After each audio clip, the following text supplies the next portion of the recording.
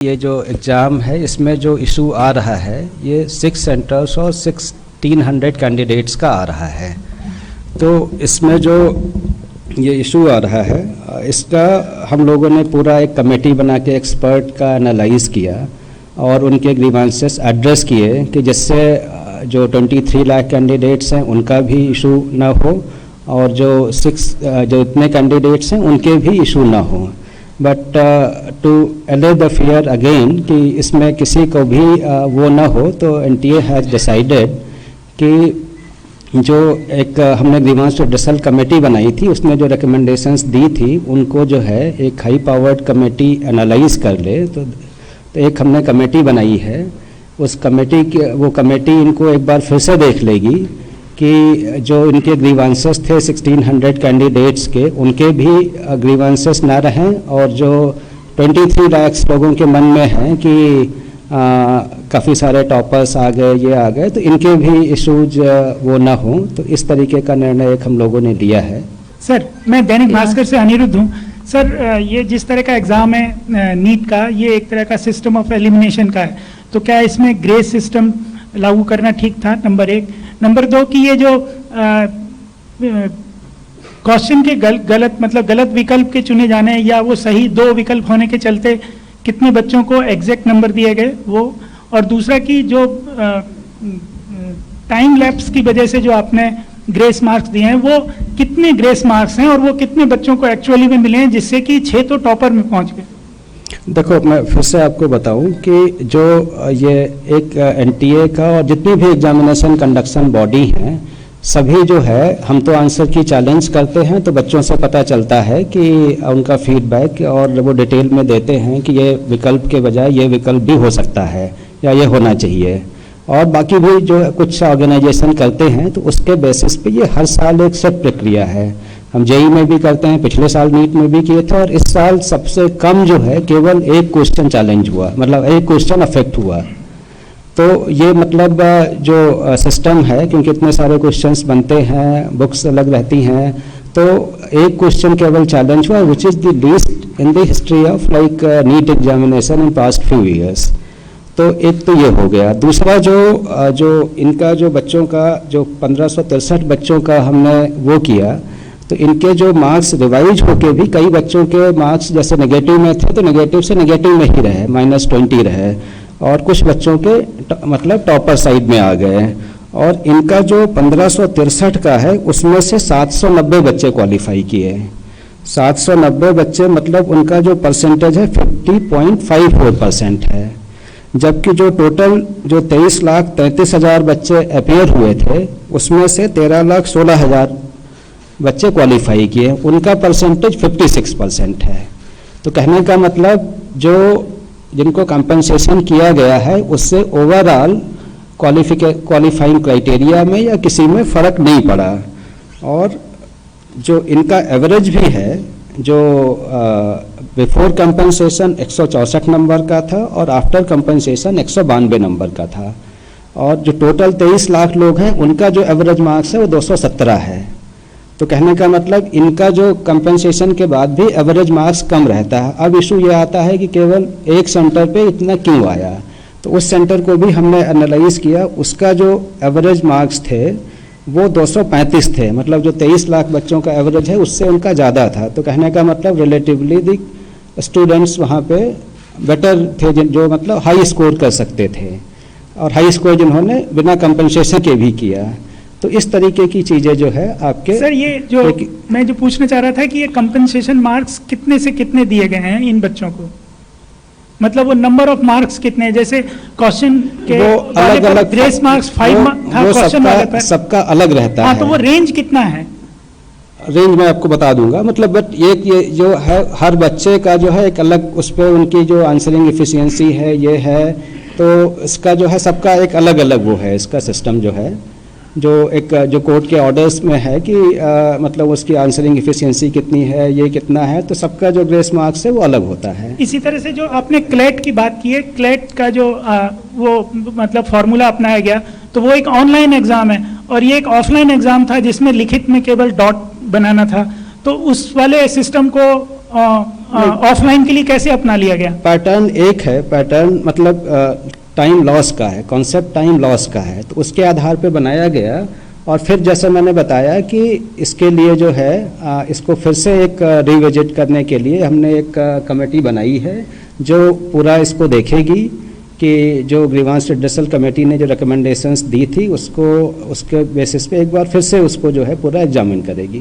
Thank you. तो क्या result फिर से डिक्लेयर करेंगे री एग्जाम करके? देखो, इशू जो है केवल 1600 लोगों का है।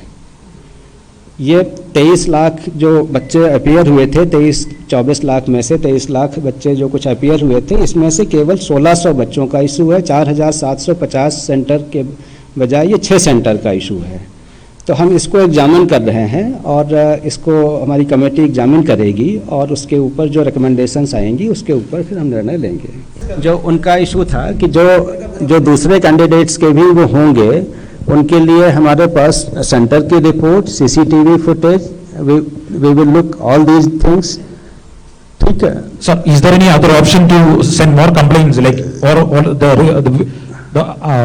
at present the previous complaints will be only validating? See, that is like whosoever has complained, they have already communicated. There should not be afterthought of that. CCTV, we have the records also. Thank you.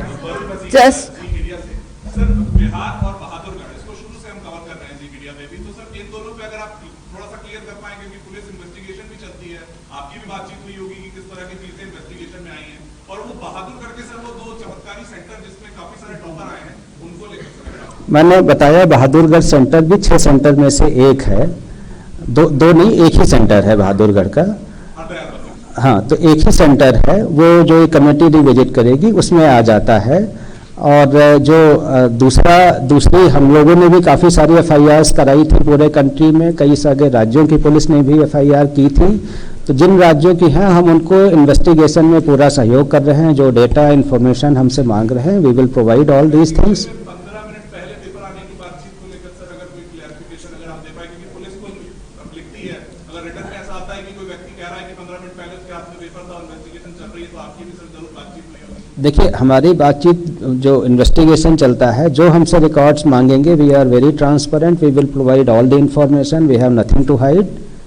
Sir, Anuj Mishra, Times Now से। Sir, जिस Disha Panchal case का judgment का हवाला देकर grace mark दिया गया, उस judgement में साफ तौर पे ये मेंशन है कि other than medical and engineering examination, फिर कैसे ये ग्रेस मार्क दिया गया, इसका क्या क्राइटेरिया था? देखो, एक क्राइटेरिया था how to compensate loss of time. इस इशू को लेके हमारी कमेटी ने रेकमेंड किया, तो they have followed the same concept कि लॉस ऑफ टाइम यहाँ पे हुआ था, यहाँ भी लॉस ऑफ टाइम हुआ है, तो उसका एक क्राइटेरिया जो फॉलो किया गया उस तरीके से कंपेंसेट किया गया।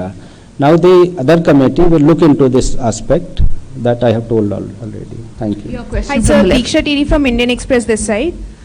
Sir, I wanted to ask that as you've said, the new committee will be formed and they'll look into it. So, unka result, if it is revised, then would it not affect the admission process of the candidates who have already cleared and have no issues in that, who were not in the 1600? And second question, that the Maharashtra government has also flagged concern about the NEET issue.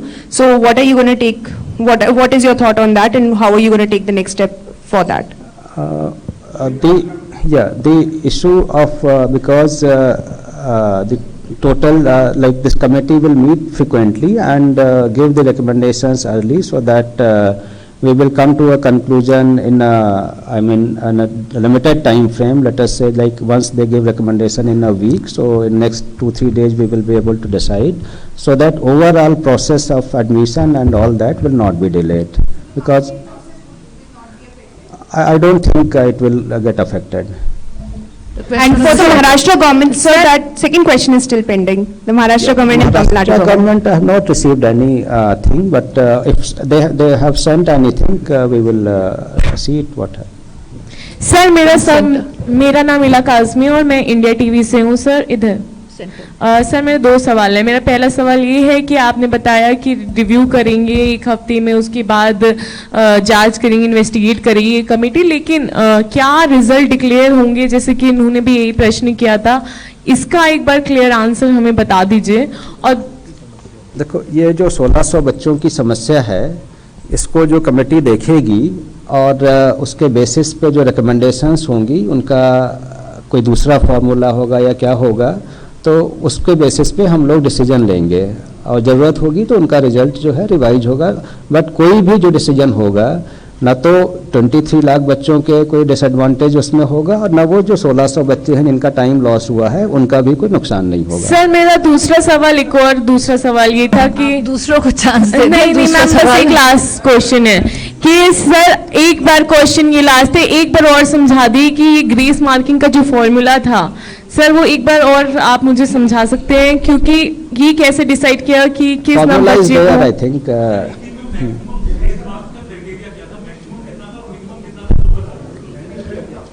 देखो, it is the formula जो है ये time loss के उस पर है, same time loss हुआ, लेकिन उसमें जो है कितने क्वेश्चंस किए आपने। जैसे क्वेश्चन किए, आपकी ये क्वेश्चन की स्पीड है, आप करते तो आपका टाइम लॉस हुआ। कोई बच्चा है जो उससे अच्छा है या उससे कम है, वो ज़्यादा करता है कम करता है, तो ये रहता है जो उस टाइम लॉस, इतने टाइम में आपने इतने क्वेश्चन किए, उस टाइम में इतने किए, इस तरीके से वो डिपेंडेंट है।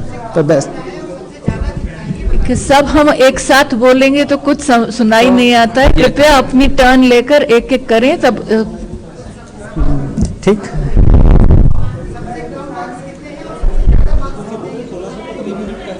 भाई इसी को लेके जो है हम बताया कि जो मतलब जिनके ज़्यादा हो गए उनके 720 हो गए और जिनके सबसे कम हुए उनके रिवाइज होने के बाद भी -20, मतलब 0 से कम है। तो कहने का मतलब इस स्केल का है, depends on candidate to candidate, their speed and everything. Thank you. We'll take this question from the right. Good afternoon sir. कोई बात नहीं। गुड आफ्टरनून सर, मैं मोहित शुक्ला हूँ, सीनियर करेस्पॉन्डेंट भारत एक्सप्रेस से। अपोजिशन अब ये कह रहा है कि जब 14 तारीख इसकी निर्धारित थी डेट आने के लिए, रिजल्ट आने के लिए, तो आखिरकार ये 4 तारीख को ही रिजल्ट क्यों डिक्लेयर किए गए। और दूसरा एलिगेशन वो ये लगा रहे हैं, खासतौर पर बिहार कांग्रेस ने भी ये कहा कि इलेक्शन रिजल्ट डिक्लेयर हो रहे थे, उसकी आड़ में आपने गड़बड़ी को छुपाने के लिए 4 तारीख को जल्दी से इस रिजल्ट को डिक्लेयर कर दिया।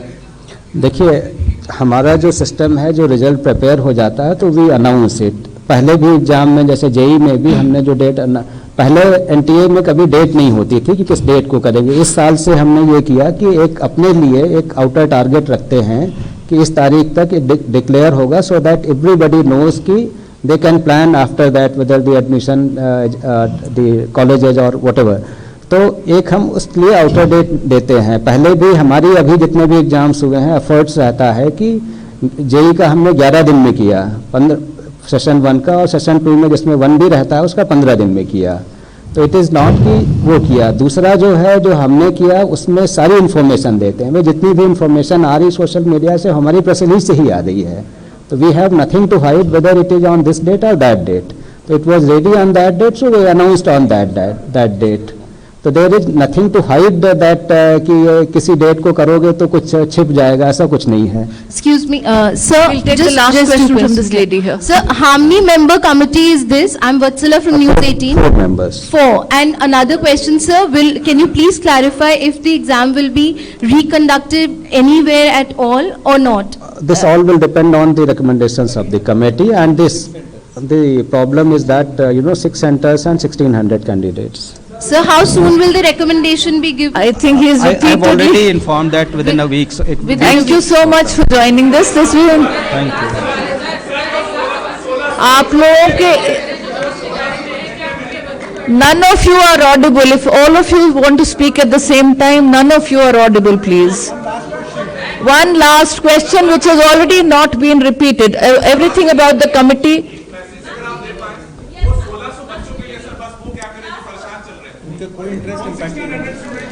मैंने उनको बताया कि उनका जो है, उन्होंने 2 डिमांड की थी, रीटेस्ट या कंपनसेशन ऑफ मार्क्स।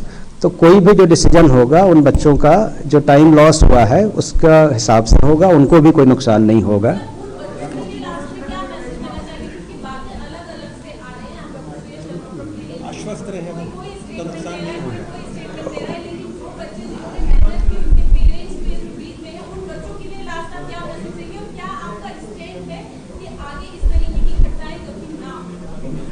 देखिए ये बताया कि क्योंकि ये सबसे बड़ा एग्ज़ाम है, इतने 4750 सेंटर पे एक साथ होता है, इस लेवल का कोई एग्ज़ाम नहीं है, और इसके बाद हम अपने जो प्रोटोकॉल्स हैं, ट्रेनिंग्स हैं, स्टैंडर्ड्स हैं, इसको और स्ट्रेंथन करेंगे जिससे इस तरीके की गलती नहीं हो। So thank you everyone.